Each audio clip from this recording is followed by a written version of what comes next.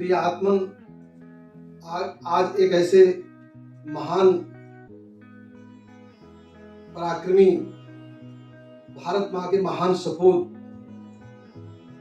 सुभाष चंद्र बोस की जयंती आज है। पूरा राष्ट्र पराक्रम दिवस के रूप में सुभाष चंद्र बोस की जयंती को मना रहा है।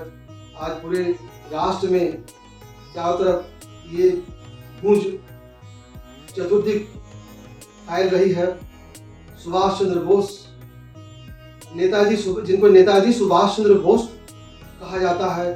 अगर सचमुच में अगर कोई नेता है तो वाकई में वो नेता सुभाष चंद्र बोस ही है। आज समग्र राष्ट्र पराक्रम दिवस के रूप में नेताजी की जयंती मना रहा है और प्रिय आत्मन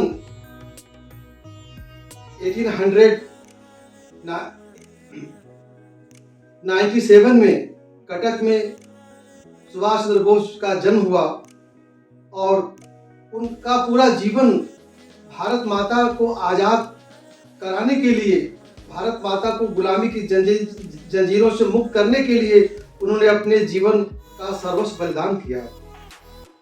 दिल्ली चलो, जय हिंद, तू मुझे खून दो मैं तुझे आज़ादी दूंगा, और बहुत से नारों को उन्होंने दिया। और उन्होंने ये भी कहा कि मैं वो आंसू और कष्ट के अलावा क्या दे सकता हूँ। सैनिकों को उन्होंने अब जब आज़ाद हिंद फौज की उन्होंने स्थापना की, सच पूछा जाए एक ऐसा पहलू मैं नेताजी के बारे में आपसे बताने जा रहा हूँ। मुझे ये बात कहने में हमेशा गर्व की अनुभूति होती है कि मैं ऐसे महान संत के, गुरुदेव श्री योग सम्राट श्री देवरा बाबा के चरण कमलों में लंबे समय तक बैठने उठने का अवसर मिला।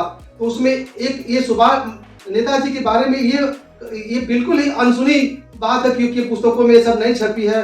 तो वे उस जो ब्रिटिश पीरियड के जो जेलर थे, वो जितने भी क्रांतिकारी थे, वो उनको जो भी देश की आज़ादी के लिए, चाहे वो नरम दल के थे, गरम दल के थे, उदारवादी थे, क्रांतिकारी थे, उनको जेल में बंद किया करते थे। उस ब्रिटिश पीरियड में जेलर थे। महाराज ने उनसे कहा, महाराज तक ये बात पहुंची, महाराज ने कहा कि बच्चा ये देश की आज़ादी के लिए, ये देश के आज़ादी के लिए संघर्ष कर रहे हैं, तुम इन्हें वो जेल में मत बंद किया करो, इन्हें मुक्त करो। ये बड़ी ये कहानी कहते समय उस समय की बात जब मैं उस संत से सुना, और उस समय मेरी अवस्था 14-15 साल की थी। और जो जेलर जो महाराज ने बाद में उनको अपने वो जब उन्होंने सुभाष चंद्र बोस और भी जो क्रांतिकारी लोग जब जेल से वो मुक्त करने लगे और अंग्रेजों की इस बात का पता चला, तो अंग्रेजों ने उनके पीछे फुटपोस्ट लगा दी जो जेलर साहब थे। फिर बाद में उन्हें महाराज से कहा, महाराज ऐसी बात है, महाराज ने उनको आश्रम में सेवा में रख लिया।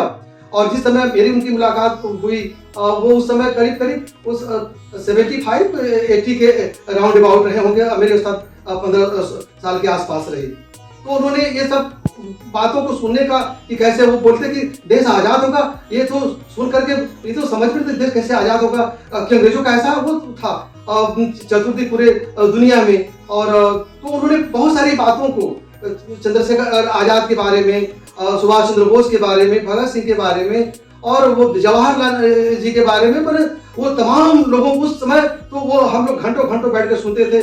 आज उसी वो इसलिए हम ये प्रकरण कह रहे हैं कि महाराज श्री देवरा बाबा के वो सानिध्य में तमाम क्रांतिकारी आए और महाराज ने उनको उपदेश किया और देश की आज़ादी के लिए उनको अपने सर्वस्व बलिदान करने के लिए उन्होंने प्रेरित किया।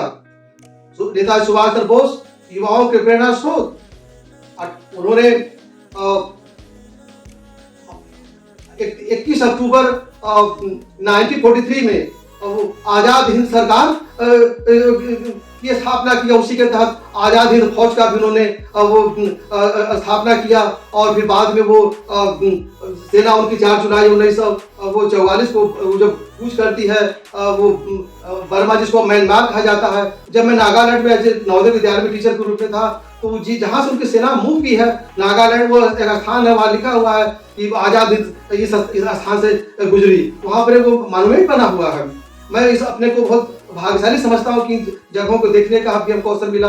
और इन क्रांतिकारियों के बारे में जो अनसुनी बातें हैं, जो किताबों में नहीं छपी है, उनको संतों के सानिध्य में बैठ करके सुनने का वो अवसर मिला। और सच पूछा जाए तो जब तक ये धरती रहेगी और जब तक सूरज चांद रहेगा, नेताजी का नाम रहेगा। और नेताजी ने अपने जीवन में पूरा जीवन, अगर सच कहा जाए तो वो 1921 से लेकर के 1941 तक वो जेल में अनेकों बार गए, अनेकों बार उनको जेल की यातना सहनी पड़ी। और वो चूंकि वो क्रांतिकारी, वो उदारवादी विचारधारा के नहीं थे, वो सशस्त्र कि वो अंग्रेजों को हमको भगाना है तो उनको शस्त्र का सहारा लेना पड़ेगा। और आजाद हिंद की और वो फौज की उन्होंने स्थापना की। और वो द्वितीय विश्व युद्ध के समय वो नाजी जर्मनी और वो जापान और सब जगह का उन्होंने यात्रा किया। और द्वितीय विश्व युद्ध के समय और उन्होंने जब आजाद हिंद सरकार की स्थापना की 10 देशों से समर्थन मिला। अब बातें बहुत सी हैं और क्रांतिकारी, हम तो अपने को बहुत भाग्यवान समझते हैं कि हमको ऐसे शिक्षक मिले जो चंद्रशेखर आजाद को अपने गोद में खिलाए। वो शिक्षक से हमको वो शिक्षा मिली। और एक समय मेरे अंदर वो छात्र सैनिक पदाधिकारी के नाते एक जज्बा रहता था कि अधिक से अधिक अपने देश के क्रांतिकारी को जानकारी में हम करें और अपने देश के लिए हम कुछ करें। और अपने विद्यार्थियों को, चाहे मैं नवोदय विद्यालय में रहा, केंद्रीय विद्यालय में रहा, अपने विद्यार्थियों को मैं वो बहुत सी प्रेरणा मैं खुद भरता रहा। वो क्रांतिकारियों के प्रति, चाहे वो सुभाष चंद्र बोस और चंद्रशेखर आजाद और भगत सिंह और जितने भी वो क्रांतिकारी वो रहे, और तो अपने विद्यार्थियों में इस बात को हमेशा मैं कहता रहा। और मैं गर्व के साथ कह सकता हूँ कि सुभाष चंद्र बोस ये करोड़ों वर्षों में ऐसे महापुरुष का जन्म होता, वो देवताओं से भी बढ़ करके हैं। भारत माता को आजाद कराने के लिए उन्होंने आजीवन संघर्ष किया। ये दुर्भाग्य की बात है कि वो विमान दुर्घटना और 1945 में होता है और वो इसके बाद वो लापता हो जाते हैं। इसके बाद का सब रहस्यमयी बात बनी है, लेकिन एक दिन रहस्य से पर्दा उठेगा और निश्चित उठेगा। मैं तो चाहता हूँ जितने क्रांतिकारी हमारे देश में हैं, देश को हुए हैं, देश को आजाद कराने के लिए अपने सर्वस्व बलिदान किया, जगह जगह उनका संग्रहालय बनना चाहिए। और हर प्रांत में, क्योंकि भारत के माता के वो सपूत चारों दिशाओं से, उत्तर दक्षिण पूर्व पश्चिम, भारत माँ वो वीर प्रसवा है और वो सपूतों को जन्म दिया। और बहुत सी बातें हैं और नेताजी के बारे में बहुत सी बातें, और भी क्रांतिकारियों के बारे में बहुत सी बातें हैं, वो विस्तार से। और आगे में जो बहुत से अंश में वो पहलू है जो पुस्तकों में ज्यादा प्रकाशित नहीं है। वो नित्य गीता का पाठ करते थे। महाराज जी ने उनको गीता के पाठ का उपदेश किया था, योगी सम्राट देवराहा बाबा ने। और नेताजी सुभाष चंद्र बोस नित्य गीता का पाठ करते थे, गीता से उनको प्रेरणा मिली। वो कहते थे कि मैं वो गीता से जो प्रेरणा मिली, वो देश की आजादी के लिए संघर्ष करने का हमको जो बल प्राप्त हो रहा है, जो प्रेरणा मिल रही है, वो गीता के, श्रीमद् भागवत गीता के वो समर्थक रहे। और गीता का पाठ उनको जीवन में बहुत पराक्रमी बनाया। बातें बहुत सी हैं। और सच पूछा जाए तो अगर ये कहा जाए कि